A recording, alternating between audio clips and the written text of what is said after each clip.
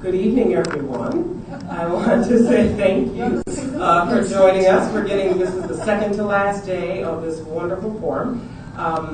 Lots going on, but we are very pleased to have 4 speakers with us this evening.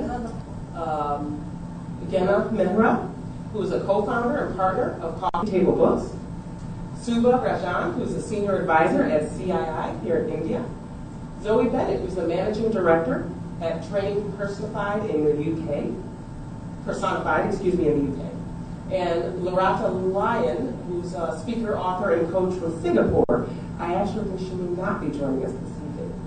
But we are going to talk about how to turn your pain into gain, something that I think we all could use a little advice on. So, without further ado, I will bring to you Gehna Mehra. Please give her a very warm welcome.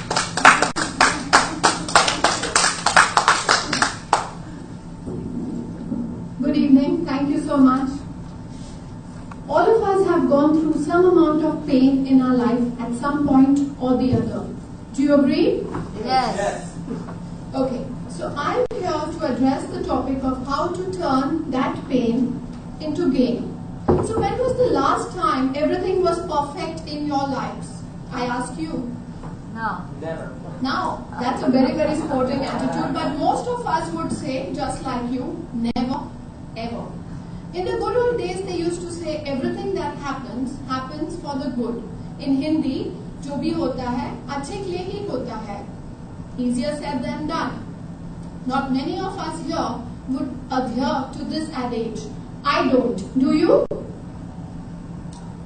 Do you agree to everything that happens in your life happens for the good?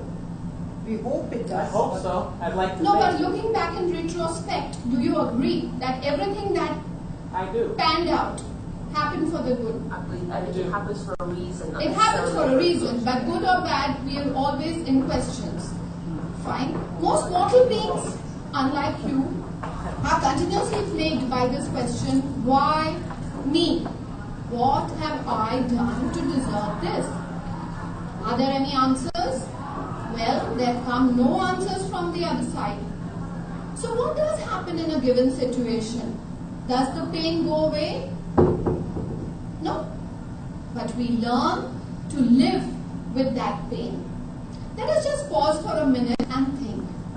Self-management and expert and guru John Maxwell says, life is 10% what happens to us and 90% how we react to it.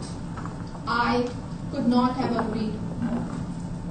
Now if we only train our minds to look at the silver lining in every dark cloud. By analyzing our problems clinically, we become better managers in a given situation. I will now list out a few bullet points to help you turn your pain into gain. So firstly, give it close quarter attention and you will notice that there are always hidden agendas between the sheets. Opportunities lie in disguise. Learn to read between the lines. God has fine print too, ironic as it may be. Be a game changer. Begin with trying to find purpose in your pain. There always is, believe me. Look for opportunities in your disadvantages. Here I would like to give you an example of Shrimati Hema Malini ji, actress, for most of you who have not heard about her. She's a global icon. About a decade ago, I was doing an interview with her prior to one of her dance shows, and I asked her, ma'am, how does it feel to be in an unconventional marriage where you live in one address and your better half lives under another roof? So she told me, look, if I were in a conventional marriage, I would be waking up and making parathas, the Indian breakfast, every morning. So I analyzed my situation, looked for the silver lining or maybe the golden lining, and focused on my dance career, something that I had not got an opportunity to do during my acting career.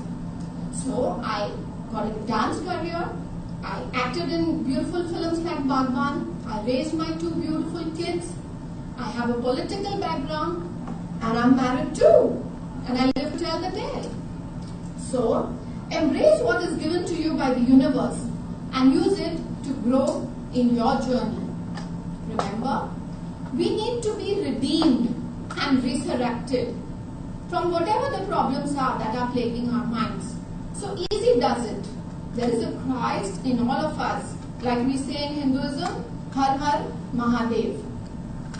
We may water the plants daily, but it will give fruit only in the season. Likewise, patience is the key. Give time. We talk about Stree Shakti all the time, women empowerment. It lies, but latent. It has to be awakened like the Kundalini chakra, which is so talked about these days in the days of yoga and Baba Ramdev. Be a spectator of your own life. Truth be told, we are all puppets at the hands of the Lord, based on our past life karmas, but that, my friend, is a topic of another day. With self-counseling, we can learn to cope with our problems better. I would like to conclude with Dr. Harivansh Rai Bachchan's quote, which is in Hindi, Man ka ho so acha, magar man ka na ho so aur bhi acha, kyunki usme Bhagwan ki ichha hai. If what happens according to our thought processes, good. But if it doesn't go as per our plans and pans out differently, even better, because the universe conspires to make that happen. Thank you. If there are any questions, I would like to answer them. Thank you so much. Any questions? Any questions? Yeah. What we'll do is we'll finish, we'll take all of the speakers, and then we'll have you all come up and we'll open up for questions. So without further ado, Subha Rajan.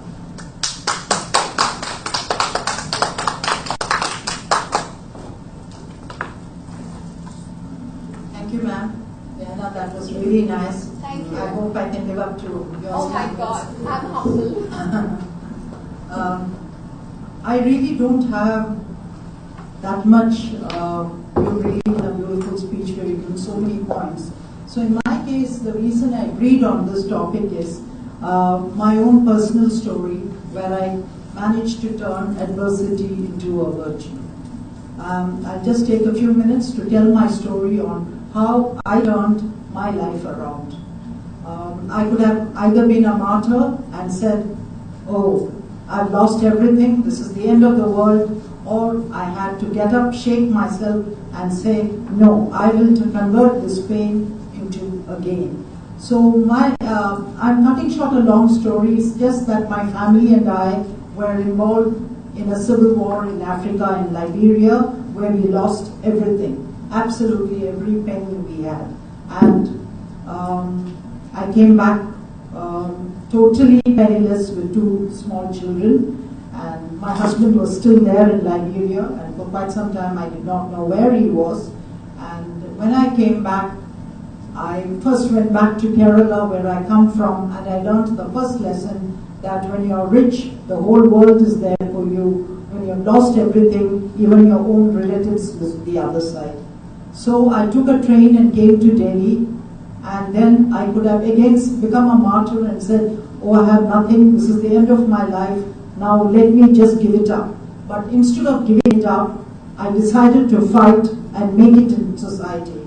Delhi can be a very cruel society to a single woman because they decide whether to entertain you or not by the car you drive, the clothes you wear, the perfume you wear, etc. I had to fight all these taboos to reach where I reached. I joined CII, and I had to fight from the lowest position, standing in front of ministers' houses, bureaucrats' houses, with folded hands to get my job done. Very often fingers were pointed at me because at that time my husband was still in Liberia. I did not know where he was, what had happened to him. I did not know whether to say if I was a married woman or whether I was unmarried. I had no place to stay. Very often I managed to get a job, but I had lost all my certificates, so it was in the lowest position. And I was so afraid of losing the job all the time that I was even afraid to assert myself at times. Very often I'd come out of the office and not have a place to sleep. I wonder, where do I sleep tonight? I've ended up sleeping in all kinds of places, including very often I'd be sent for some trip, come back by a late night train, and I'd sleep in the ladies' waiting room of the railway station because I had nowhere else. So from a penthouse in Liberia with 6 big bedrooms, I realized that I had come down to sleeping in basatis at railway stations. So I learned my second lesson that nothing in life is permanent. As you said, does everything happen for some good? Maybe, because in my case, I like to take it that it happened for my good.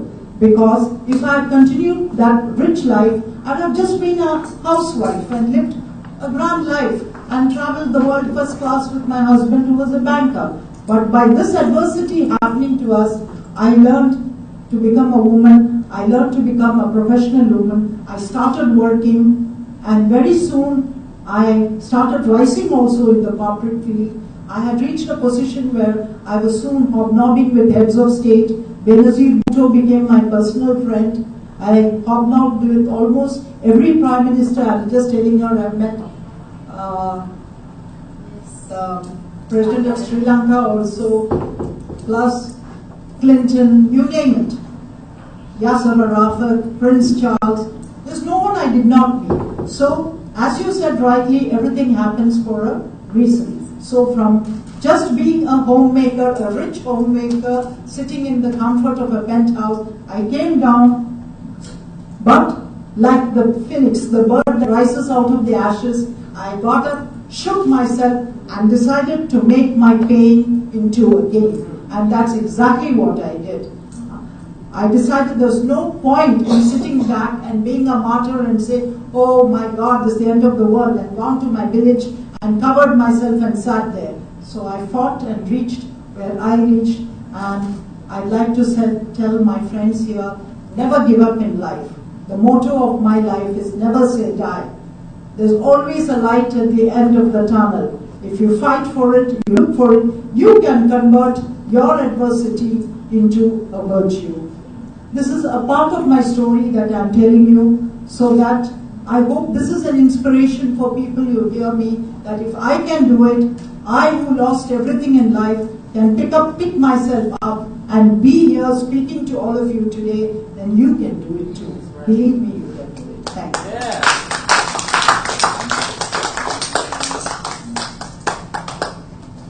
Wonderful. And so inspiring. So inspiring. Zoe Bennett. Give her a warm welcome, please, Zoe.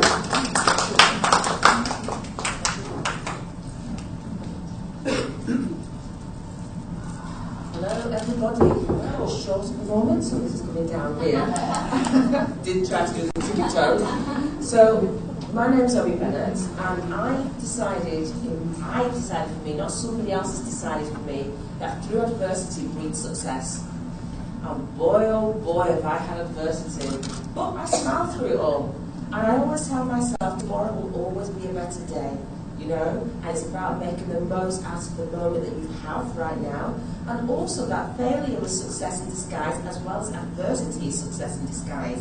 How do I relate that? Because what I say is that for every situation you go through, there's a learning curve. And it's all about that lesson. But if you don't learn from that lesson, and you go and make the same mistake again, or whatever, do the same thing again, then that means that you're not utilising it for your success. You can't keep doing the same thing over and over again and expect a different result. So to that end, I took control of what I wanted out of my life. So I'll tell you brief overviews of the things that have happened to me. I went through for many years child abuse, severe child abuse, and I used to zone out of my own head, to cope. So I taught myself as a child coping mechanisms. I was then in my teens told by the teachers I'd amount to be nothing, and eventually I put myself through university and got a master's in tourism management.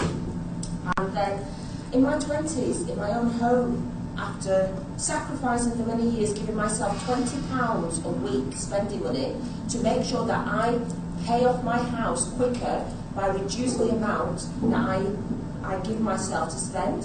So £20 is nothing, but I had a good job. It's okay.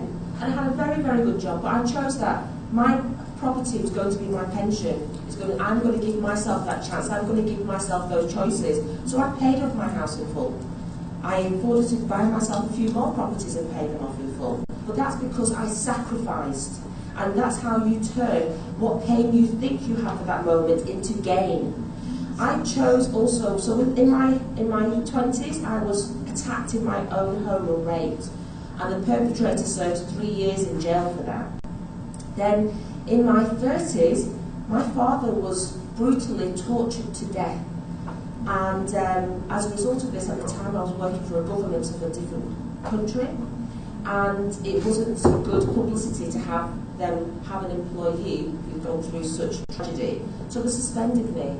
But I fought against it. I was 5 months pregnant at the time. I was then starting to receive death threats because I wouldn't let it go. They said, you can't beat the giants. I carried on because I believe in justice. And I believe in setting examples for other people. So if I didn't stand up to the giants, what about the other people behind me who would be scared? So I took it on, regardless of me possibly never surviving. I think it was worth it. You know, so someone has to stand up. So in the end, after persevering, I took them to court and I won on all counts, and they had to pay me out.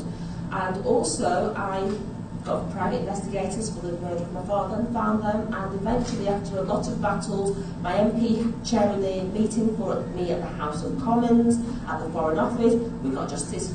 One of them got 40 years to life without parole. So that's perseverance. So you turn your pain to gain no matter what comes in your way. You have to stand the course. But you have to learn techniques along the way. So one of the techniques is you take the emotion out and put the passion in every given situation. You take the reacting out, you put the responding in. So you take time, you analyse it before you and then rationally go and attack any situation. Because what will happen is if you don't slow it down, if you don't look at it and analyse it, people will then turn around and say you're irrational and you'll always lose, even if you're right. My father always taught me that if you interrupt somebody, even if you're right in what you're about to say, you're always going to be wrong. So it's always about strategizing. It's always about making sure you're in the right mindset before you respond.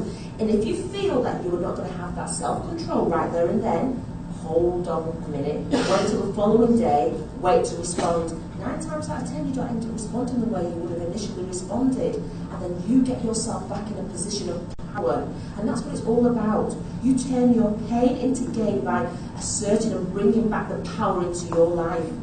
Your life is in your hands. You control your destiny. Do not allow other people to control your destiny. They may think they do. A situation may feel that it controls you, but you need to learn to control that situation by the way you behave, by the way you respond, by the way you analyse things. And that's what it's all about. It's about strategizing your life and being on point and making sure you're not doing yourself a disservice. There's always going to be pain. And it's okay. And it's okay to say that the pain will be there. But it's not okay to let the pain control you at all. So give yourself a fighting chance. Take the emotion out. Put the passion in. Strategize. Wait. Be controlled. And set an example for everybody else around you. Because there are going to be people who are not as strong as you in your resolve that need that guidance. That needs that helping hand. That needs to see somebody else doing it before they attempt to do it themselves. So let us all be the rising example for the future of our children and everyone around us who can't do it for themselves. So I'm just going to close by saying, through all this pain, within 11 months I've received 16 awards. One from the of Human Excellency for the United Nations Mission of International Relations, several for Inspirational Woman of the Year, Career Woman of the Year, West Midlands Woman of the Year, Most Influential Business Woman of the Year, and that's because I persevered and I stood my ground. I own a training company that teaches personal development. I trained FTSE 100 companies on leadership and motivation blended. I help the unemployed and I teach them how to uniquely self-boost themselves instead of waiting for other people to validate them, that they need to validate themselves. I'm also the founder of the Midlands Business and Community Charity Awards, where all the profits go back to charity. It's about recognising and valuing unsung heroes in both the business and the community world that go the extra mile each day, who do not get recognised for the selfless acts that they do, and they need to be honoured, need to be celebrated. That's what I do. I'm also the founder of the Removing the Shame and Guilt Conference for women from physical violence or continue to go through physical violence or emotional abuse. So I put a conference on to help bring together conferences as well as workshops to help them starting on the healing journey, you know. And it's all about just taking the control.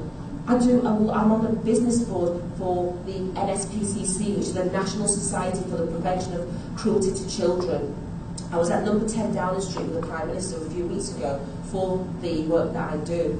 I do so much because I believe in giving back, and I believe in really genuinely setting an example. I also work for, I'm an ambassador for the Women and Families Resource Centre. I'm a delivery partner for Seek for Change charity that gives confidence building workshops. I deliver those personally for women from human trafficking, sex trafficking, domestic violence, honour-based abuse, and FGM. And I do that because I believe that we need to help one another. And if we have a skill in life, we should utilise it to help somebody to see what their potential is and then let them soar and then pass it forward to somebody else. So we need to be the catalyst to turn all the pain that's in this world into gain. Thank you.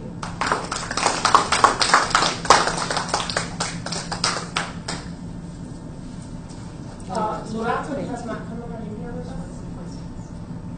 I just want to make sure that our board speakers got here. You know, we need to, let's have our speakers come back up here, and we'll open up with some questions here, because I'm feeling pretty inspired. I got some questions. Yes. And we'll have a little robust conversation here. Get the mic out. First question. This is our very beloved Sister Rajan. Thank you for your story, and I'm curious to know, about your children. You mentioned your children. If you can just tell us where they are right now.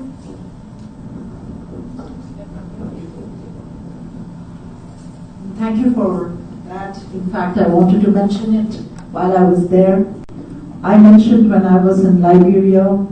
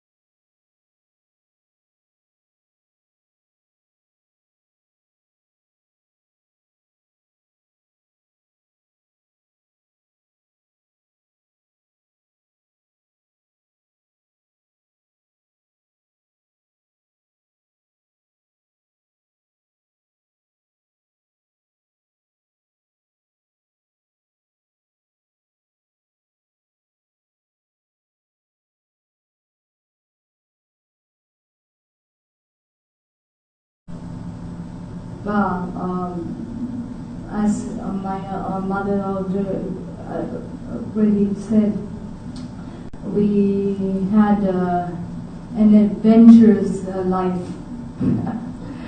And through our adventure, we learned a lot more about ourselves, about each other, about the world in general. And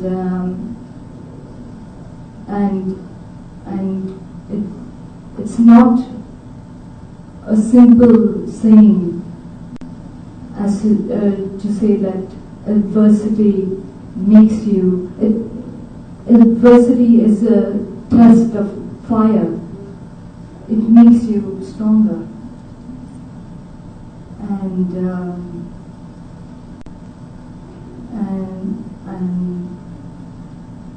I want to commend all the women out there for just being so strong. And my mother is an ultimate example of strength, strength personified. And I should be so lucky to learn from her.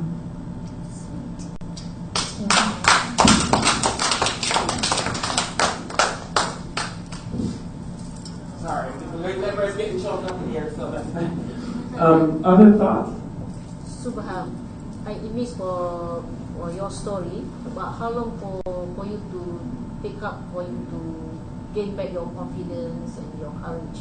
How long? So the question is, how long did it take you to kind of bounce back and to thrive, get to a place of, from the adversity to a point of thriving? You said that you made a choice. You said, I decided not to be a martyr. You chose to live and to fight. And how long did it take you to do that? And also, what went into that?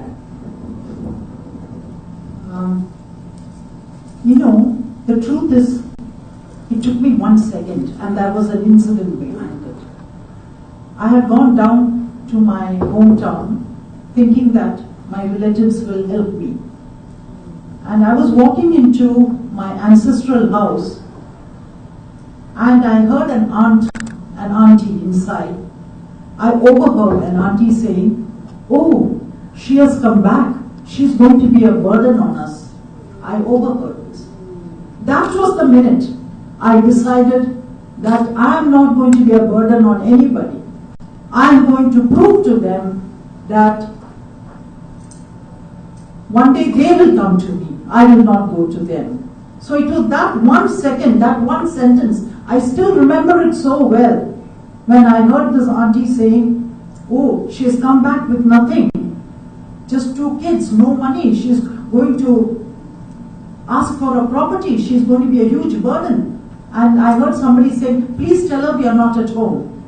I overheard this. So that was the turning point in my life. And that was the second I decided. And from then onwards, I fought all my way up. I never looked back. And it was always, I looked at the light at the end of the tunnel and I just worked towards it. Did you feel differently in that moment? Like when you made the choice, did you emotionally feel more positive? Was there any emotional shift? There was a sort of emotional, I don't know what's the exact, something, whether either broke inside me or sparkled inside me. And I said, no, I'm young, I'm educated, I can do it. I took a train and came to Delhi, and then there was no looking back up. Okay, there were moments in Delhi when I almost gave up. I have to be honest. I felt very frustrated, especially in the first year when I had to go stand in front of places. I had nowhere to sleep. I had nothing. I did not know where my husband was. Fingers were pointed at me, short of calling me names, everything in the world. I felt like sometimes jumping under a train. I'm being honest with you. Sometimes there are moments. But then you fight it and no, I won't give up. I must also add that My husband did come back after about 1.5, 2 years. He's there today, but he's a physically challenged. He's sort of paralyzed on one side, and he's a physically challenged person. So it's okay. I mean, it's an honor for me to take care of him. And I have absolutely no problem in taking care of him. I think it's God has given me that opportunity to take care of him, and maybe God chose me. And I have never felt okay. There may be slight moment when I have problems. I want to talk to somebody, and since he's challenged, I can't talk to him and things like that. But his physical being over there in the house is great. He's one of the most wonderful human beings you can meet. And I'll just end with this. I was writing a little like a friend was writing a book about me. And the title of the book is Have You Eaten? And do you know why I gave this title? Because when I used to come back late every night, my husband would be there at home. And he would never ask, where were you? Why are you late? Who were you with? When did you come? The only question he'd ask me was, have you eaten? So, I feel today that he is the person who helped me to make my pain into a gain. And I feel there are some wonderful men in this world. We have been in a women's organization where I've heard a lot of men bashing. But I have some great men friends. One of my men friends has just walked in, Malvinder Singh. He is Malvinder Ricky. And I must say that he's been like a brick to me, my daughter, and to my family. I mean, very often when we have a problem, we turn to him. And he's there for us. He's like a part of the family. Can you please stand up, Malvinder? I'd like the room to recognize you.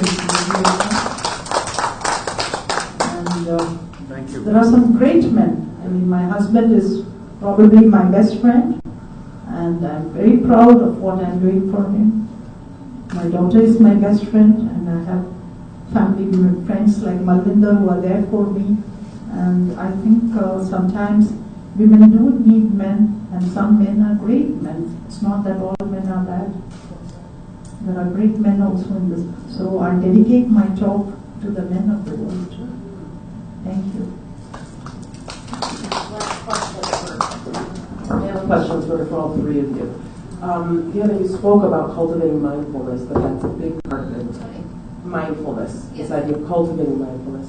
What advice would each of you give women specifically about how to think differently? So you spoke about it too. You actually gave some really concrete examples for how to think differently. How can women think differently or cultivate mindfulness that changes the way that they think and see the world? First of all, you need to think out of the box. For that, I talk from personal experience, you need to start viewing your topic, whatever is bothering you, from somebody else's perspective. So you need to step out of your body, and that's talking spiritually slightly on the higher side, but then your pains do take you there. And you need to analyze the situation, like I said. So this helps you to watch your own story like a film. This will help you to start looking at points from somebody else's point of view. And then also talking to close people always helps. Maybe not friends, maybe friends, depends. And in my case too, my daughter is a huge support system for me. She's a writer as well. And she's my sounding board. She's my friend, my best friend. And every time something is bothering me, I turn to her. And then she becomes the mother and I become the daughter. And then it's a role reversal of sorts. And then she gives me points because she's rationalizing and I'm hurting probably, and vice versa. But in most cases, she is the mother and I'm the daughter. And you start viewing things as if you are watching a film, and that will help you. Read your own book, because I always say God is the writer or the universe is the writer. We just have a part to play. So play it well.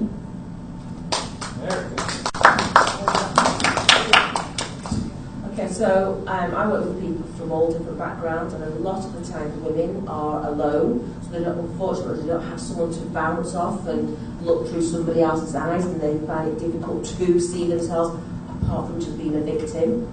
So what I do when I'm doing my courses with them and doing my workshop sessions with them is get them to write it down and see it. Until they take it out of their head and put it down and look at it, then analyse it, they can't see it from any other perspective from what is constantly playing over and over in their mind, and they feel trapped in their mind. So the only way to free yourself from that situation, from your own mind, is to write it down. And what you do, you get lots of little pieces of paper, you write something on every single piece of paper, how you're feeling, what emotion is, and you choose to put it in your good pile that you're going to keep, or you put it in your rubbish pile. When you put it in your rubbish pile, you rip it up and you throw it away, and it no longer burdens you because you believe you're releasing yourself from that. And now from this day forward, you're going to concentrate on the positives that you've got in front of you. Now when you've got the positives in front of you, you get yourself a planner, you create it yourself. You do a 7-day planner, you do Monday, Tuesday, Wednesday, Thursday, Friday, Saturday and Sunday, and you get down those pieces of paper you've got in your goodness, and you put them in each day, and you look at how then you're going to break it down even further, and you will tackle it on each day on its own merit. It becomes a lot easier in your own mind space when you break it down. It's not feeling like it's a clutter that you have to deal with all at one time.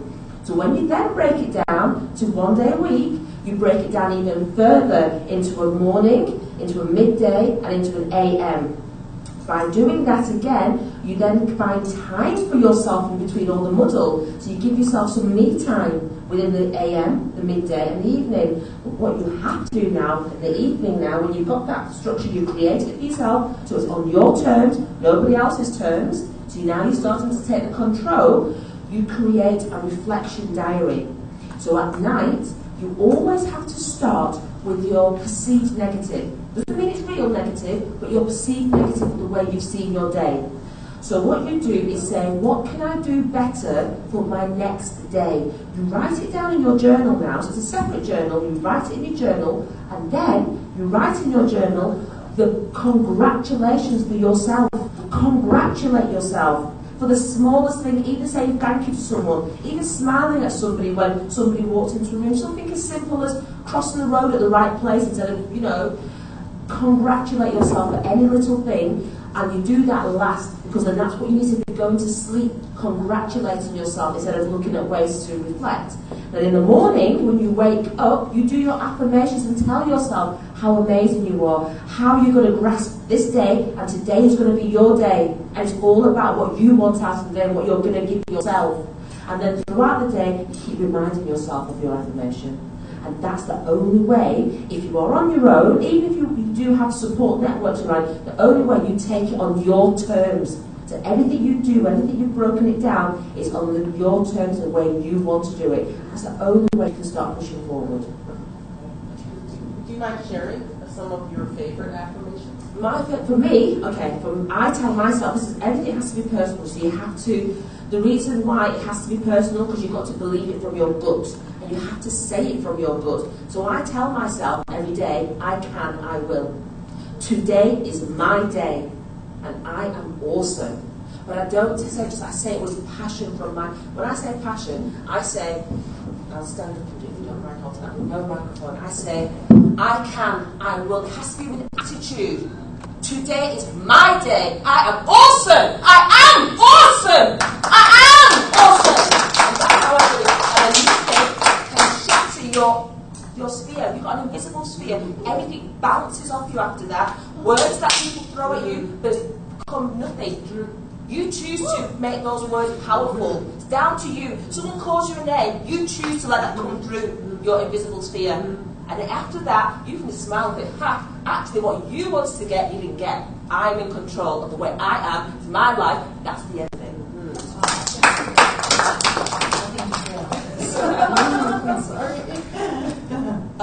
Other questions or thoughts? I have one more question. We have a question back here? Oh. No? Okay. I just have one more question. How, we're women, and how our girlfriends come to us and their husband has cheated on them, or their boyfriend has cheated on them behind the husband's back. Whatever the scenario it is, right? Women feel so deeply. So what kind of advice can we give to a woman who goes through such a predicament where her only beloved husband is cheated on her? What kind of advice can you give her? Because that pain of rejection is something that affects the core of a woman. A woman seeks acceptance, not even respect. What counsel can you give such a woman? If it's a boyfriend, dump him. If it's a husband, think twice. Mistakes happen. Men are wired differently.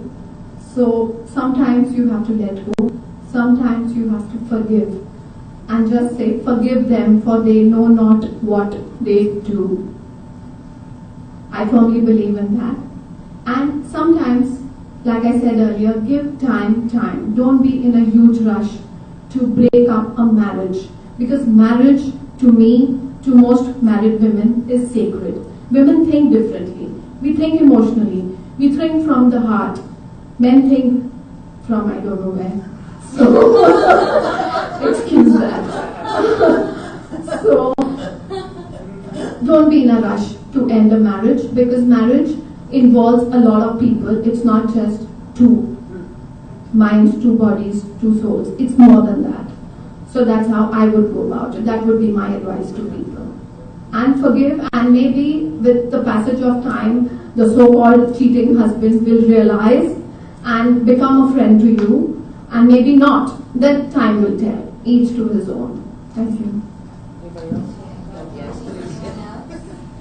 Yes, please. Okay. You say about you would give a man another chance, but at the same token, he has to take responsibility. It's not your responsibility for what the man does. However, it's your responsibility how you feel about you. You can only feel rejection if you don't own your own self and believe in yourself and have the confidence within yourself. So actually, this isn't about the man, realistically, whether he's your boyfriend or your husband. It's about you, how you can take the rejection. If you put yourself in a space where you feel that you're worth it, that rejection won't hurt so much. So you have to work on you yourself. So whether, like I said, whether boyfriend or not, that's irrelevant. However, men have responsibility. Just because you have a ring on your finger does not give your husband a license to cheat on you. And it's not a case of giving him a red card one time, like two strikes and you're out. It doesn't work like that. He has to respect you. If he doesn't respect you the one time, why is he going to respect you the second time? Why is he going to? And I understand, obviously, trying to give men the benefit of the doubt, but for me, I'm worth it. And I believe that there's a man out there who would love me if my guy would never cheat me. I'm beating with a broom. But I have the most amazing partner, and he would never. I can't put my hand in fire, but the way he treats me like a queen, like a princess, he's at home looking after our children right now. He's letting me live any dream I want to live. He allows me to do that because he supports me the same way I support him. Now, if your man cannot support you the way that you support him, then you're not meant to be together, whether married or not. So you need to work, and anyone else has to work on themselves first and foremost, and make sure that they know their worth. So own yourself. Don't let anyone own you. Thank you. He puts her on the ground and hammers her. The next question. Is there any another question there? Thank you. You have a question here? Excuse me. Yes. Can I? Please. We want a man's perspective. Yes. You want to have a perspective. I'd love to do that. What I'm hearing is a... Please come up. There's a seat there just for you.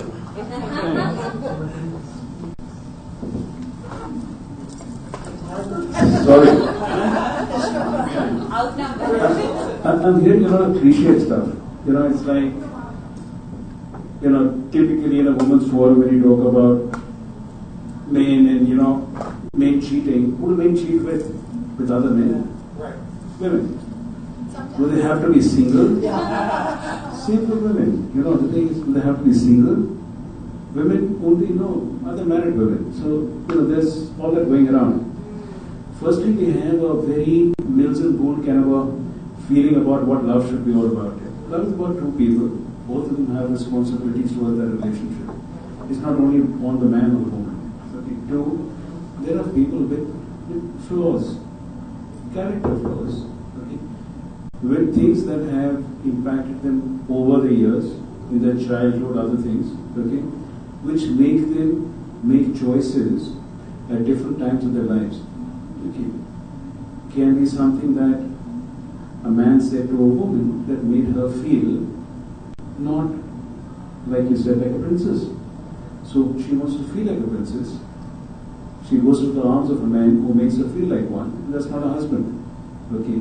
So where's the flaw? Is that because the man was bad, that didn't make her feel like a princess? Is the woman's flaw because she went to the arms of a man who made her feel like one? Those stereotypes in our heads is what causes a lot of dissonance and a lot of stuff.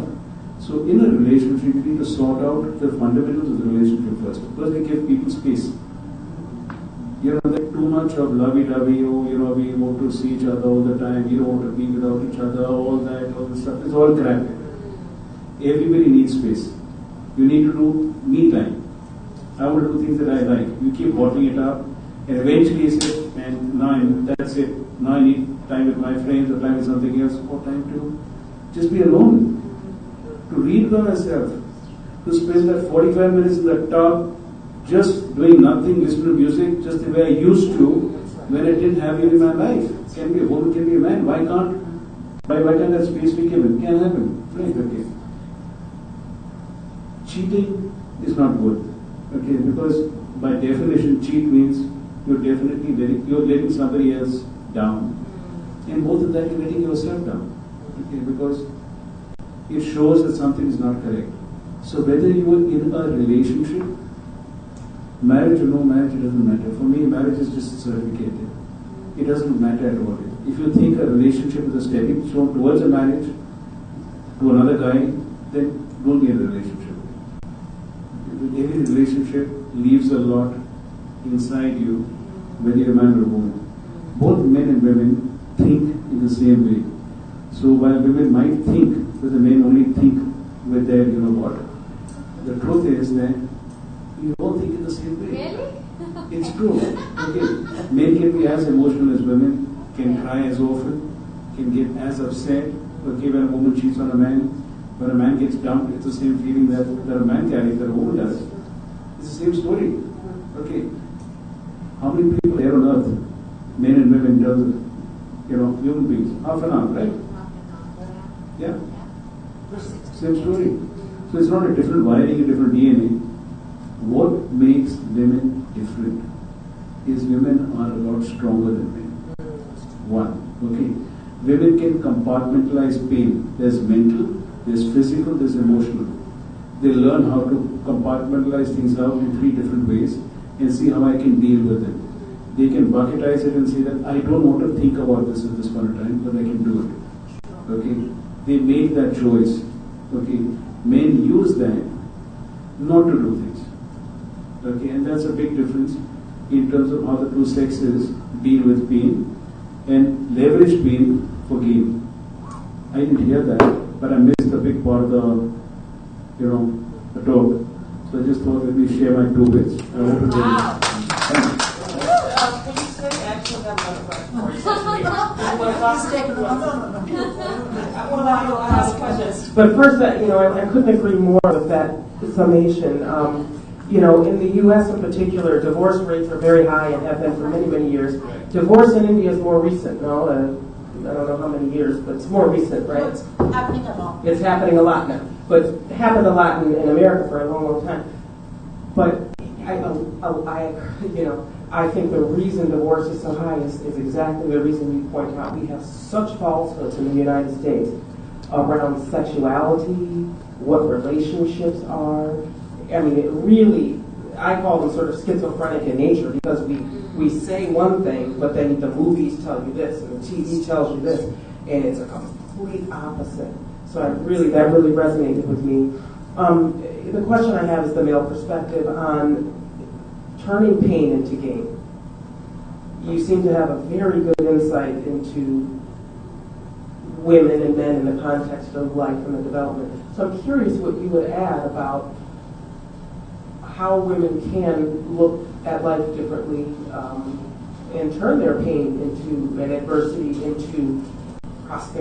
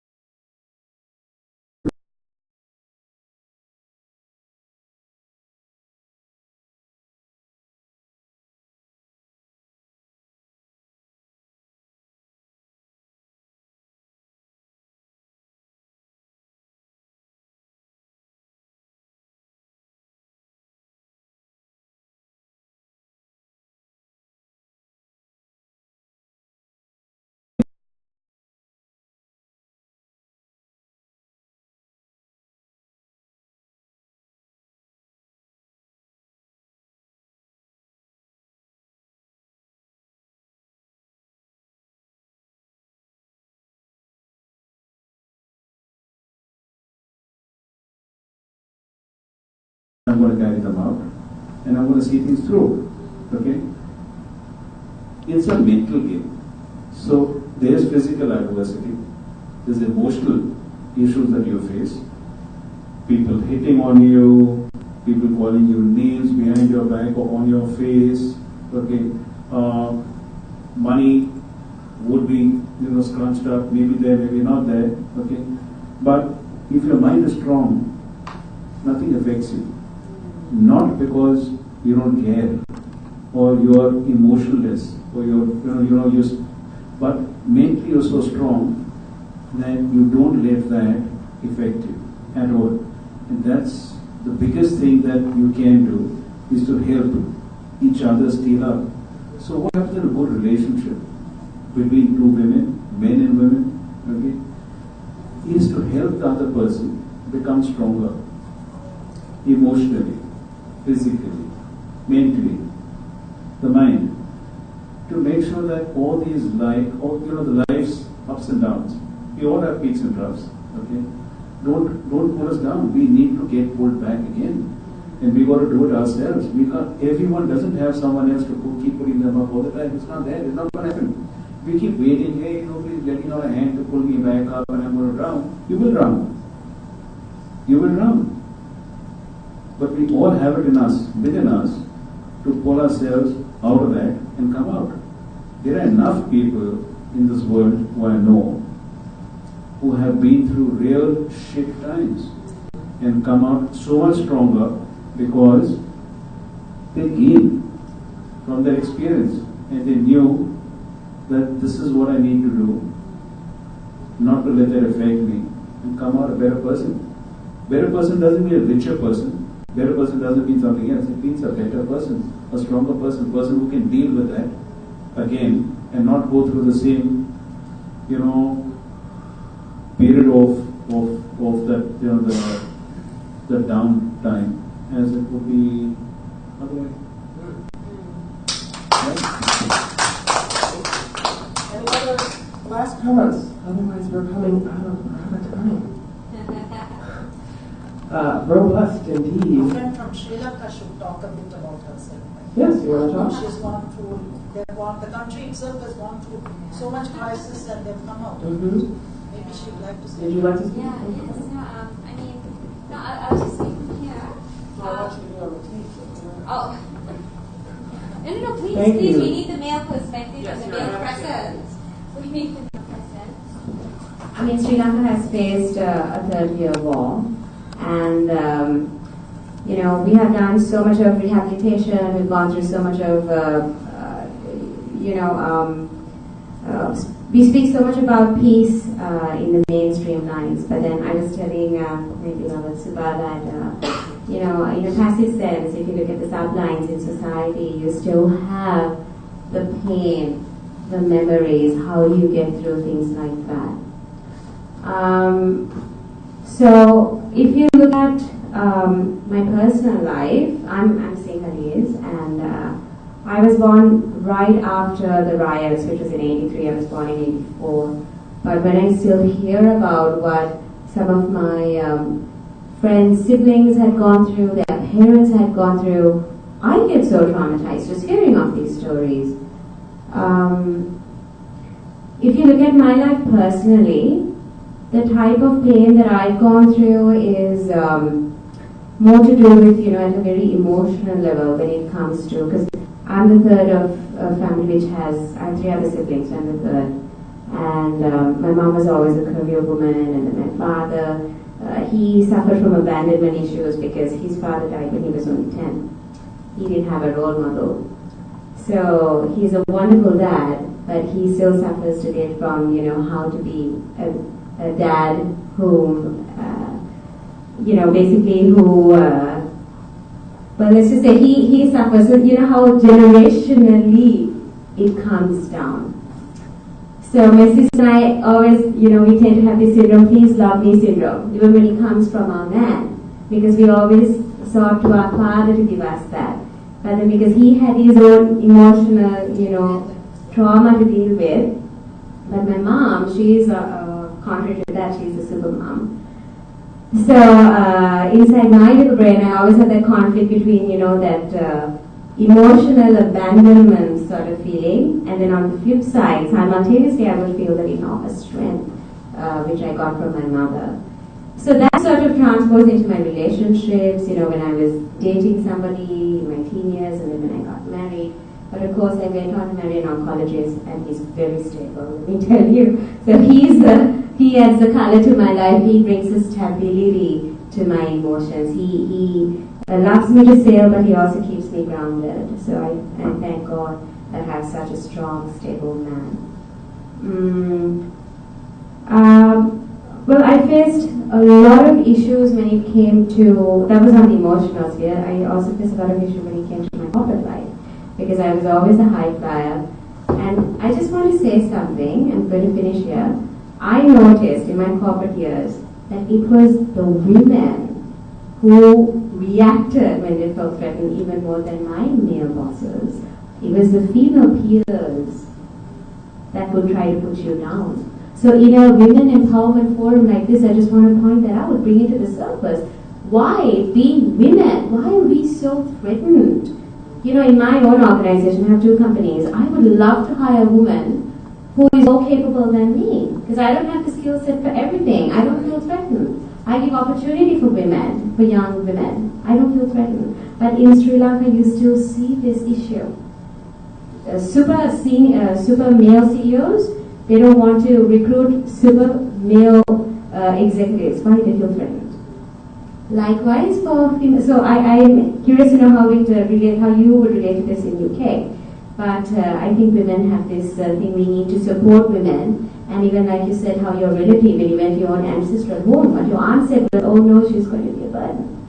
Imagine the abandonment you may have faced at that moment. So this is a tragic conundrum that happens and keeps surfacing. And I think we need to, you know, stick together. So with that, I just want to end. Thank you. I do think very right about that. Amongst women, it's that way in the United States. You know, I'm an assistant vice president of a university, and it's very male dominated, and it's also predominantly white. So I'm a minority on lots of fronts, but I'm a woman, and then I'm a woman of color, right? So there are very few women, and when you're doing that work, it's very much, you have to watch your back. And I don't tend to do that because I'm not that type of person. So you have to get used to watching your back if you're not wired that way. So, and it's a real problem. Did you have any comments that she asked about here in the UK? UK, just everywhere. I don't think there's anywhere in the world it doesn't happen. It's just a case of how you then change that. For me, anytime I'm doing anything, if I'm speaking somewhere, I always remind people about creating power teams and to look at synergy as opposed to competition. And if you start looking at the synergy, you're going to get ahead a lot quicker. And it's better to go with someone than to go alone and be lonely. So that's it.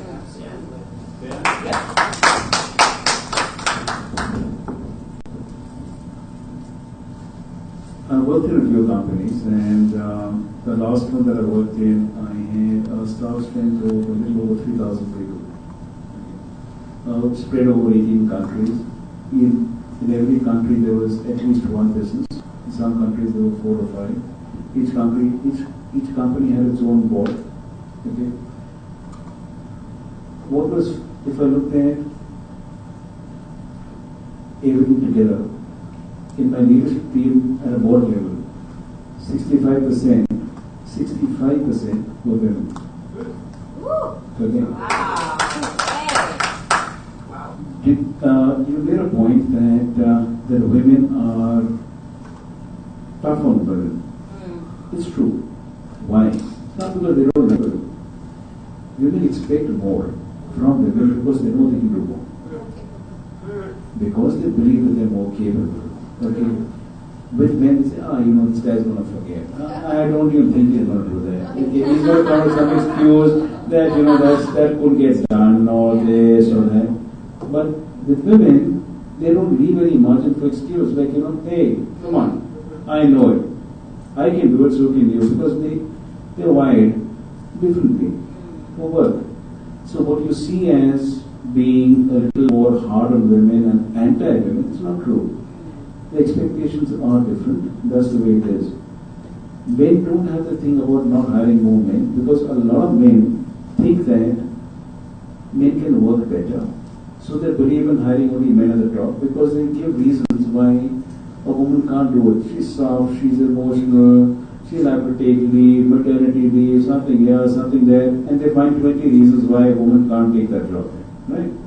So, which is a reason why in many companies, the number of women, during where you work in the university, hardly even there. They won't be there. Okay? But if you want the best organization, you have to have the best people. So you can't, I never tried a filter to say that I want 65% women. No, we didn't do that.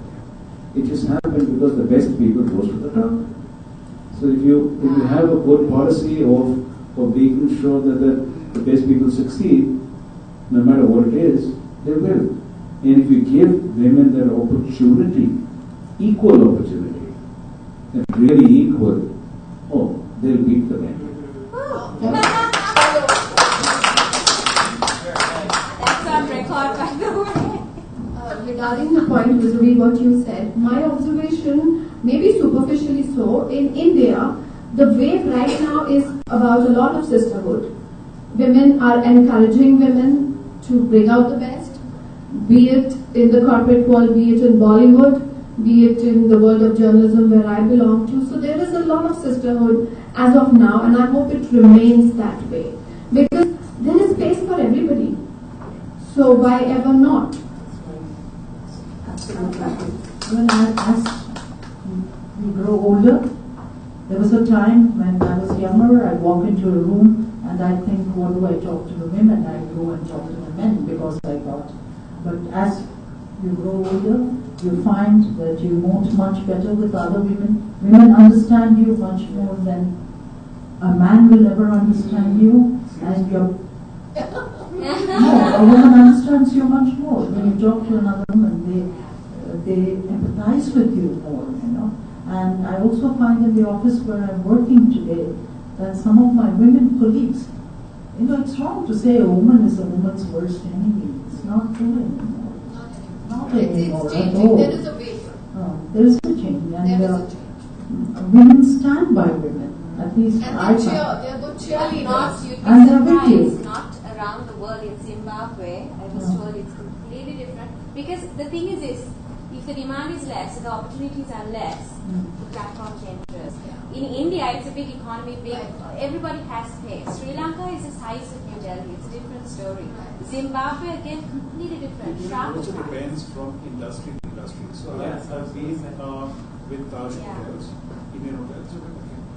In Taj Hotels, there's a big competition between women. Why? Because it's a sexist industry. Women were only there to look pretty, okay, to make sure that the client comes up to you, either at the hotel or when you're visiting a client at the office, anything. You're just supposed to look nice.